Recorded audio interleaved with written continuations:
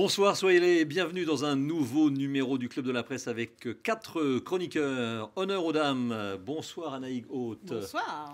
France Bleu, à vos côtés, Claude Bellet. Bonsoir Jérôme, bonsoir à tous. Journaliste, essayiste. En face, Hervé Boggio. Bonsoir Jérôme. Le Républicain. Et puis à côté, Moselle Télé, représenté par Tim Girard. Bonsoir Tim. Bonsoir à Monsieur Patrimoine de la chaîne. Visiblement, je suis entouré de chroniqueurs qui ne souffrent pas de triskaïdécaphobie. C'est la peur du 13. J'espère que vous avez joué. En tous les cas, autour de la table, nous n'en ferons rien. Nous n'avons pas joué. Nous sommes plutôt du genre sérieux. On va voir ça tout de suite dans ce Club de la Presse avec les coups de gueule et les coups de cœur.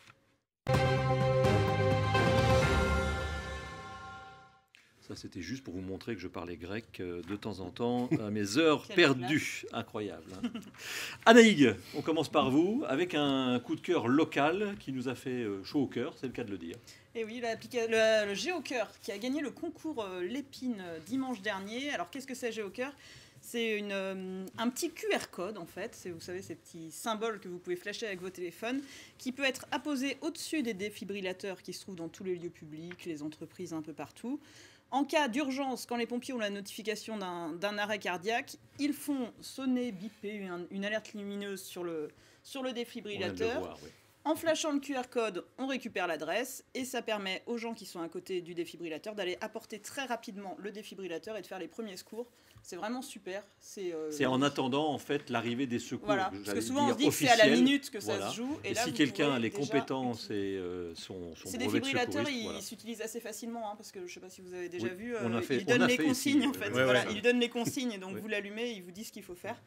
Et donc c'est vraiment une bonne initiative.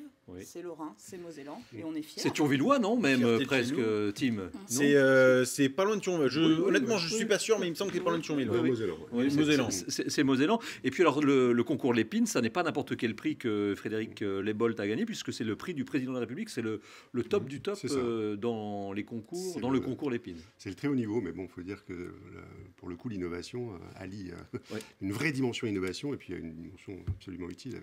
Et les pompiers de Paris disent déjà qu'ils vont l'utiliser pour les JO de 2024, pour qu'il y en ait un peu dans tout Paris. Une très bonne. On voit déjà que ça va se développer. Très bonne idée, très bonne invention de ce concours Lépine qui est parfois un peu moqué avec des objets du quotidien qui servent plus ou moins à quelque chose, mais là véritablement c'est une très belle, très utile.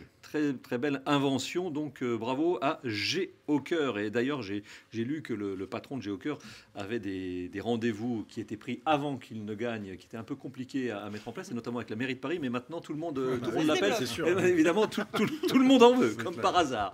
Claude Bellet, coup de gueule. Alors coup moi, de cœur. oui, c'est un petit coup de cœur local, extrêmement local. D'ailleurs, je regrette que ce coup de cœur n'intervienne que maintenant, car depuis longtemps, je pense que la rue Enfourny-Rue aurait dû être rendue aux piétons depuis déjà bien longtemps. Enfin, la décision a été prise partiellement. À partir de 11h tous les samedis, la Fourny-Rue est débarrassée de ses voitures, et notamment des cortèges de mariage qui montent vers la mairie, ce qui était absolument insupportable en termes de bruit, de klaxons, etc. De sécurité aussi, puisqu'on le voit. Bien sûr. Pas de trottoir, pas de hauteur de trottoir. C'est-à-dire que les donc trottoirs le fait sont à la même. Rendre cette rue à la circulation des piétons seulement, ça me paraît une excellente chose. Et c'est de nature toujours aussi à animer ce centre qui, petit à petit, quand même, est en train de progresser. On est sorti du quadrilatère, rue des Clercs, rue Service. Maintenant, il y a jusqu'à la place Saint-Louis, la place de Chambre, la rue Taison. Donc, je pense que ça fait partie d'un dispositif extrêmement intéressant et qui va servir l'attractivité de la ville. Hervé Beaujou, je me tourne vers vous, puisque vous représentez le Républicain Lorrain, vous connaissez bien aussi le cœur de ville de Metz. C'est une bonne idée, selon vous? C'est un bon test? Oui, d'abord, ça peut avoir valeur de test. Et puis, effectivement, on était là sur un point quand même chaud, notamment les week-ends. Donc, je pense que en termes d'attractivité, ça va vraiment être un plus. À Thionville aussi, la zone piétonne fonctionne bien. Elle fonctionne bien et on sent la différence depuis que c'est instauré. On reprend le temps de profiter du centre-ville, mine de rien. Même si on peut le faire quand les voitures passent, mais c'est différent. Là, c'est plus calme, plus posé. Et on prend le temps aussi d'apprécier. Et puis pour la Fourny-Rue, l'accès au parking est maintenu. Il y avait une discussion sur l'accès au parking du Saint-Jacques, mais finalement, je crois qu'une solution a été trouvée. Hervé, alors, je regarde en fait aujourd'hui, nous n'avons que des gens heureux. Je crois que je n'ai que des coups de cœur. C'est dingue. La semaine dernière, c'était le contraire. Alors, un coup de cœur et un coup de cœur économique pour une entreprise aussi dans le Nord mosellan. Tout à fait. Une entreprise, en l'occurrence basée à Thionville, qui va prochainement s'installer à Metz. C'est prévu c'est prévu pour cet été, Sarah Invest, qui représente, on va le dire, Lacoste et Eden Park, plusieurs boutiques au centre commercial Géric, et qui a décidé de passer le SMIC à 1 400 € net pour l'ensemble de ses employés concernés dès ce mois de mai. Moi, je trouve que c'est une bonne initiative, d'autant qu'elle est faite sans prétention.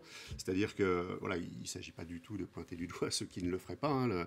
Le patron de la boîte, Sally Durmus, dit bien que voilà, lui, il le fait parce que c'est possible pour lui et qu'il estime que dans le contexte, avec la flambée des prix que nous connaissons, une inflation qui est en train de s'installer, eh bien, voilà, c'est aussi de son devoir, de sa responsabilité sociale, de faire ce geste. Claude ? Oui, ce qui montre bien que le pouvoir d'augmenter les salaires, appartient quand même au chef d'entreprise, à l'entreprise, contrairement à ce qu'on nous a... On nous fait croire parfois. On nous fait croire parfois, notamment au cours de la dernière campagne présidentielle. Il le fait, alors vous le dites, il le fait pour le pouvoir d'achat de ses collaborateurs, oui, mais est-ce qu'il ne le fait pas aussi pour avoir des collaborateurs qui seraient tentés par les douces sirènes du Luxembourg voisin ? Il y a évidemment une question de configuration, on est bien d'accord. Encore que pour ça, c'est une boîte que je connais un peu et qui a mis en place un système de formation, etc., très attractif, qui n'hésite pas à faire confiance à des jeunes gens, qui connaît un certain turnover comme beaucoup d'autres sociétés en Nord-Moselle et en Nord-Lorraine globalement considérées.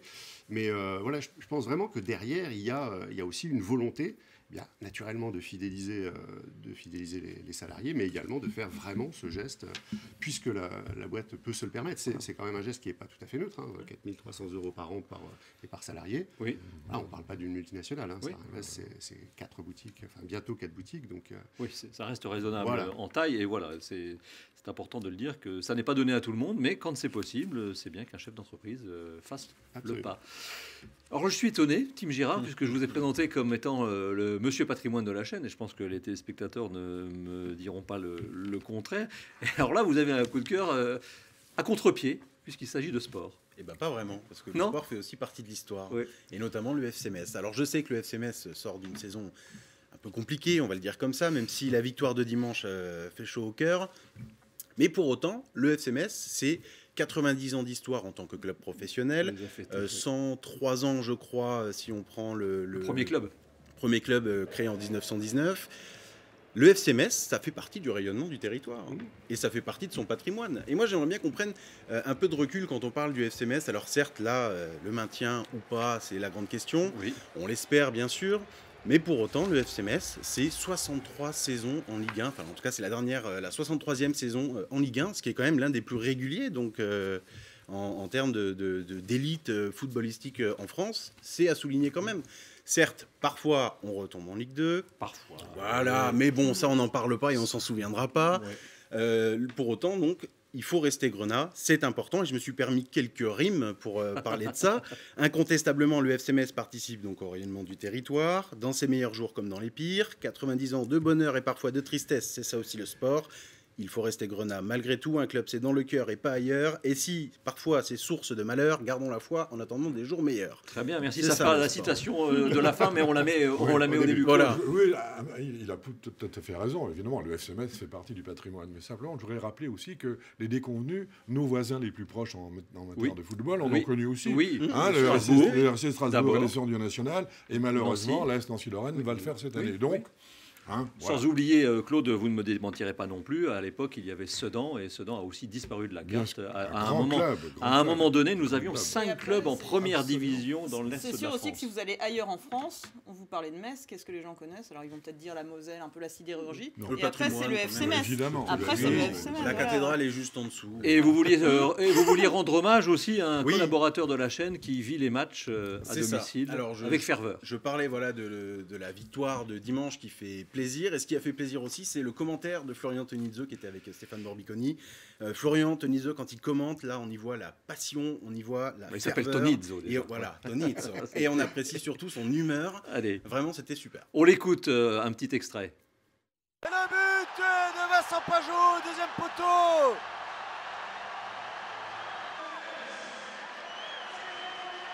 Et ce but qui vient concrétiser une belle action des Messins, Stéphane.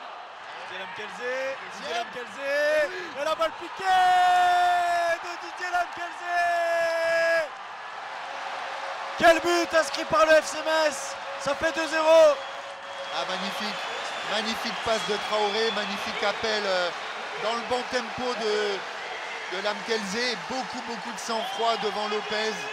Boulaya, les passements Oui. de jambe, la frappe. Et quel but! Quel but de Farid Boulaya!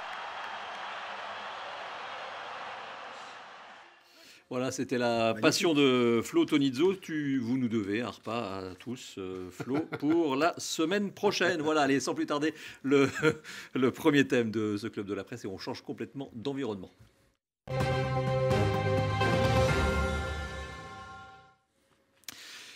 Musique un peu d'ambiance qui fait peur. Tatarin, une perte totale des moyens de refroidissement sur le circuit primaire du réacteur numéro 11 du centre nucléaire de Cattenom. Réacteur d'ailleurs qui n'existe pas puisqu'il n'y en a que 4.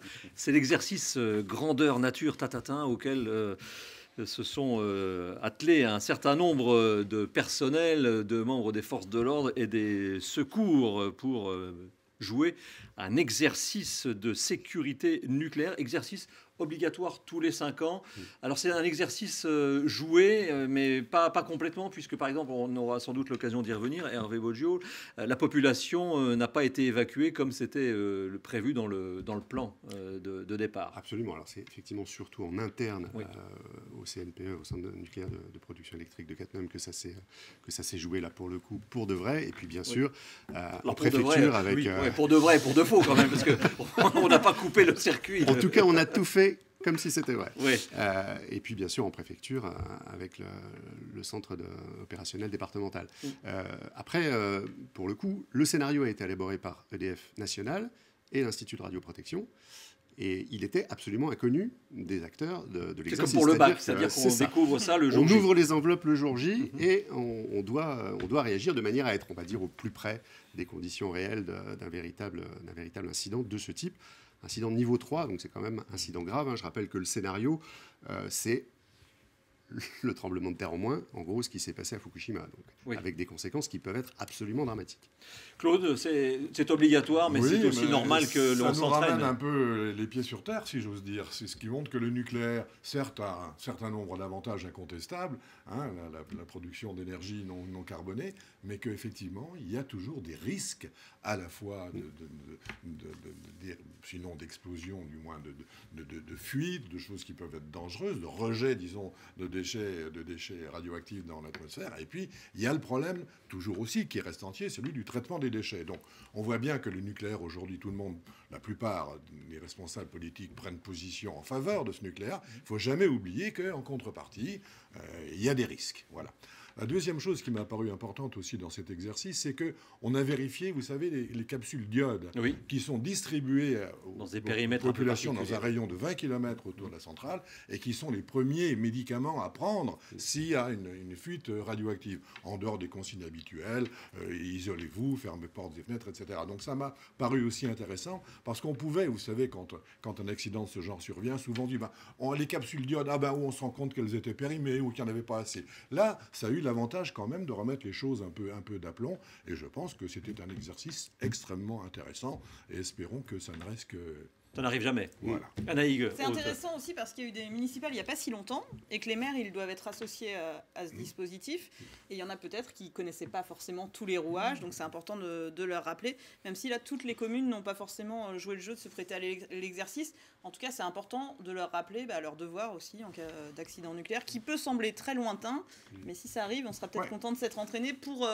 Tout simplement, ce sera de toute façon compliqué si ça arrive, mais au moins il y aura eu des réflexes de prix, on aura vu des endroits un peu défaillants dans les chaînes d'information, dans la transmission des informations. Et comme si jamais ça arrivait un jour, ce sera une véritable catastrophe, autant avoir des petits réflexes qui soient bien pris, quoi. Le bilan est plutôt bon. On ne l'a pas encore de façon détaillée, c'était plutôt à chaud, mais bon, voilà. Mais il ne sera pas rendu public. Non, curieusement. C'est ça. C'est ce que je voulais s'interroger. Oui, c'est ça. Il ne sera pas rendu public, sauf si les membres de la commission locale d'information le demandent. C'est un peu le bémol. Tim. C'est le bémol, mais c'est un peu le bémol avec EDF d'une manière générale. C'est-à-dire que peu importe ce qui leur arrive, ils ne communiquent quasiment jamais. Il y a jamais ils prennent le contre-pied de ce qu'on de ce qu'on entend parfois, qui est complètement faux. Jamais quand on les accuse de recréer ce qui pourrait ou ce qui a eu lieu, notamment à Tchernobyl. c'est pas du tout le même fonctionnement de la centrale. C'est quelque chose de simple à expliquer. Ils prennent jamais de contre-pied dans la communication. Et c'est aussi pour ça que les gens se méfient. Là, ils rendent pas public le résultat de cette expérience. Bien sûr que c'est dommage. C'est dommageable pour eux et c'est dommageable aussi pour tous ceux qui habitent autour. Parce que parfois, certains ont peur, d'autres n'ont pas peur. Mais moins on a d'informations, plus on a tendance à croire ceux qui nous prédisent le pire, qui nous racontent le pire, et parfois en mensonge d'ailleurs. Moi, je vais un peu plus loin là. Je pense que même, vous savez, on ouvre des commissions d'enquête parlementaire aujourd'hui assez facilement. Oui, assez facilement. Oui. Pour moi, sur les affaires judiciaires, etc., tout de suite, commission d'enquête. Pourquoi est-ce qu'on n'imaginerait pas que l'Assemblée ou que le Sénat se saisisse et organise une commission d'enquête parlementaire, justement, afin d'obtenir ces résultats? Je pense que ce serait peut-être la moindre des choses, et que ce serait aussi utile que déclencher des enquêtes parlementaires sur d'autres sujets. En tout cas, voilà. Quelle valeur peut avoir un exercice alors, sur la façon dont EDF gère la crise en interne? On a bien compris que tout le monde était mobilisé. Le préfet, en plus, est là toute la journée. Donc ça montre aussi l'implication des services de l'État. Mais quelle portée peut avoir cet exercice en sachant que les populations n'ont pas été, pardon de l'expression, jetées sur les routes, parce qu'il y avait quand même 19 000 personnes concernées. Donc c'est sûr que on a du mal à imaginer si tout à coup il y avait une véritable alerte, le phénomène de panique, etc.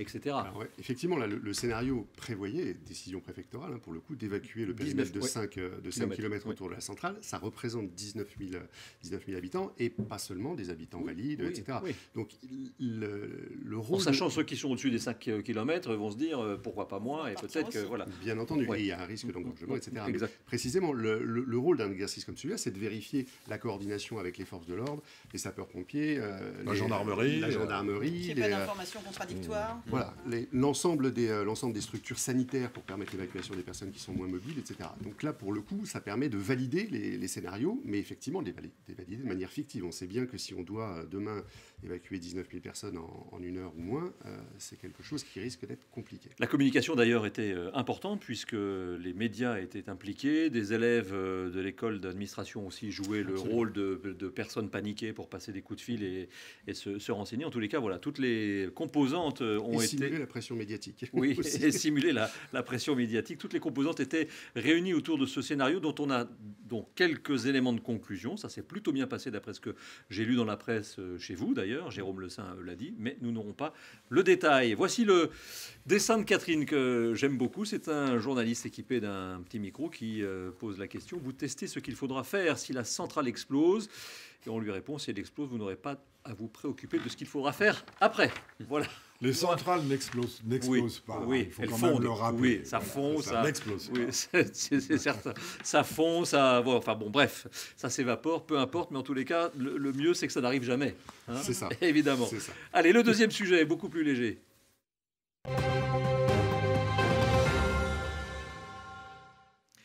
30 minutes pour parcourir 2 km 500 en bateau entre Metz-Centre et Longeville. C'est ce que proposeront les futures navettes fluviales à partir du 1er juin. Après de nombreuses années en réflexion, eh bien, l'eau à Metz est aussi valorisée pour les transports. Je me tourne vers vous puisque vous étiez un ancien élu de commune, de la métropole. Oui, j'ai milité beaucoup pour qu'on... je ne le savais pas. Voilà, j'ai milité beaucoup pour que l'eau qui traverse notre ville, on a la chance, toutes les villes n'ont pas cette chance d'être traversées par plusieurs cours d'eau ou plusieurs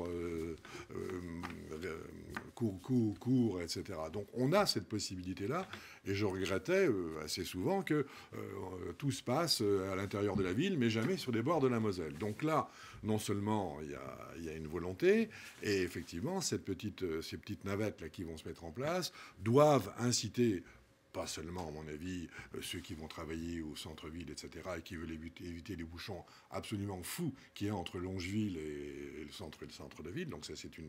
Et j'espère aussi qu'à partir de là, va se développer une sorte de tourisme fluvial avec des bateaux adaptés, etc. Il faut absolument qu'autour de ce plan d'eau, le long du temple protestant, etc., alors, on ne sera jamais une ville de canaux comme Amsterdam, même comme Strasbourg, mais quand même, on a un petit potentiel, et il est grand temps de l'utiliser, encore une fois, fois, en termes d'antiquité, avec peut-être des guinguettes. Enfin, il y a quelque chose à créer autour de ça. Et ce premier élément me paraît un bon choix. Hervé Boggio, gadget ou utile? Alors, si c'est un gadget, c'est un très joli gadget, moi, je trouve. Alors, que ce ne soit pas la réponse définitive au problème d'engorgement de circulation difficile entre Longeville et le centre-ville, tout le monde en est d'accord, y compris d'ailleurs la municipalité qui ne le présente pas du tout comme ça. Moi, je rejoins un petit peu ce que disait Claude, c'est on valorise enfin cet atout qui est considérable. Et puis, ma foi, c'est un élément de plus dans la boîte à outils. Et je pense que ça ne peut pas faire de mal. Bon, 30 minutes pour parcourir 2 km 500. Pour les pendulaires, ça paraît un peu long, mais néanmoins, c'est peut-être une autre façon de se promener, de se transporter en ville. Je fais le parallèle entre les 30 minutes et les quelques minutes, puisque François Grosdidier évoque souvent Bordeaux et ce qu'a fait Alain Juppé pour passer d'un quai à l'autre de la Garonne. Là, c'est 4-5 minutes, évidemment. Mais bon, on n'a pas la même distance non plus à parcourir. C'est vert. C'est un moyen, bateau électrique, c'est agréable. Oui. Je pense que ce sont des arguments qui peuvent convaincre une clientèle. Et ça va faire redécouvrir la Moselle par un certain nombre de Messins ou même de touristes. Bien sûr, et qui vont dire, là, c'est... Voilà, Tim, je me tourne vers vous sur le côté à la fois pratique, mais aussi le côté patrimonial, puisque découvrir le cas, patrimoine depuis l'eau est un point de vue différent. Découvrir le patrimoine depuis l'eau, c'est sûr que de toute façon, ça peut être une chose positive, de voir la ville de Metz autrement. Mais c'est aussi, on revient à quelque chose qui se faisait avant, quasiment, enfin tous les jours d'ailleurs. Ça a été un moyen de transport. Et si la ville de Metz a été alors bon en arrière, si la ville de Metz a été importante dès l'époque de Divo du Rhum, donc dans l'Antiquité, c'est grâce à la Moselle, parce qu'on pouvait acheminer certes des matériaux pour construire, du blé, la préfecture, les greniers de la... Exactement. Tout, bien sûr, pour le commerce aussi, mais c'était aussi un moyen de transport. Alors peut-être pas dès l'Antiquité, mais c'était en tout cas au 19e siècle. Il y avait énormément de bateaux qui traversaient, qui longeaient la Moselle et qui transportaient des gens. C'était d'ailleurs une mode. À la fin du Second Empire, donc avant la guerre de 1870, c'était un peu c'était la petite hype. Tu fais quoi ce week-end? Je vais aller. C'est ça. Je vais aller faire le tour de. Là, c'est très accessible aussi. C'est le prix d'un ticket. Exactement. Ça fait partie du réseau Metz. Ça fait partie du réseau. Il y a d'autres activités qui sont très sympas. Vous pouvez faire du pédalo, du bateau électrique. Et d'ailleurs, ça cartonne. On voit que les Messins, quand même, ils aiment bien ce rapport à l'eau. Là, on l'étend avec un trajet plus long. Et en plus, c'est au prix d'un ticket de bus. Donc, une famille peut aller faire sa petite balade en bateau. C'est super accessible. Alors, vous aurez du mal à cacher vos origines bretonnes, puisque vous appelez Anaïg, et vous avez un œil évidemment amusé sur nos petites barcasses, mais néanmoins les journalistes posent toujours les questions, combien ça coûte, hommage à Jean-Pierre si tu nous regardes. 600 000 € pour quelques mois, voilà, le maire, président de la métropole dit c'est une opération blanche puisque visiblement il y a des équilibres qui sont faits avec les transports de la région. Après, c'est un test et on va voir. Moi, je pense quand même que ça va bien marcher et que c'est une offre vous y croyez différente. Oui, moi, j'y crois. Il faut le voir plus, à mon avis, comme un investissement qu'une dépense. On va voir. 600 000 € franchement, par rapport à intégrer dans le budget de la métropole, franchement, c'est epsilon. Du point de vue de l'image de la ville aussi, tu le disais tout à l'heure, c'est attractif. Mais en plus d'être attractif, ça va permettre aussi aux Messins de pouvoir vanter leur ville sur un atout renouveau, qu'on remet au goût du jour. L'opposition s'en est saisie, ce qui est assez étonnant, puisque Dominique Gros, pourtant, souhaitait développer l'eau autour de Metz, et visiblement, son fils spirituel n'a pas lu le manuel. Il n'a pas lu le chapitre. Oui. Non, bon. C'est de bonne guerre. Oui, mais, je pense que la démonstration, moi je suis assez optimiste, un peu comme la démonstration va être faite de l'utilité de ces navettes.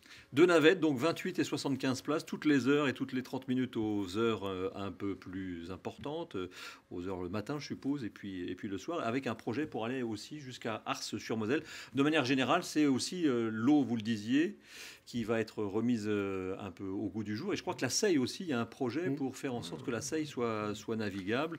Et c'est vrai que quand on se promène un peu au-delà de Metz et de la Moselle, on se rend compte que nos amis allemands, très proches, et luxembourgeois, savent faire vivre les rives de la Moselle. Il suffit d'aller sur les coteaux en face de Sierck-les-Bains, de se rendre compte qu'en France, il ne se passe rien, vous passez la frontière, et là, l'eau est exploitée sur des kilomètres avec des bases nautiques et tout ce qui s'ensuit, des guinguettes, des lieux de loisirs, comme vous le disiez. Le dessin, bien sûr, je l'aime beaucoup, celui-ci de Catherine, très en forme. C'est un bateau avec un pédalo chauffard, et l'autre lui dit retourne sur ta piste cyclable, papa. Voilà, un petit message aussi sur. C'est ce qui risque d'arriver. Oui, peut-être. peut-être. La citation, c'est pour rire. C'est une citation qui vous fait honneur et j'ai pensé à vous en la cherchant. Un bateau n'est pas plus grand ou plus petit selon qu'il se trouve au creux ou au sommet de la vague. C'est un proverbe breton, nous dit-on. Voilà, c'est l'humilité du bateau. C'est l'humilité du bateau, quelle que soit la position de celui-ci, en haut ou en bas. En tous les cas, merci d'avoir participé à ce vendredi 13, à ce club de la presse du vendredi 13. J'espère qu'il vous portera chance. Je vous retrouve avec grand plaisir la semaine prochaine sur Moselle TV. À bientôt.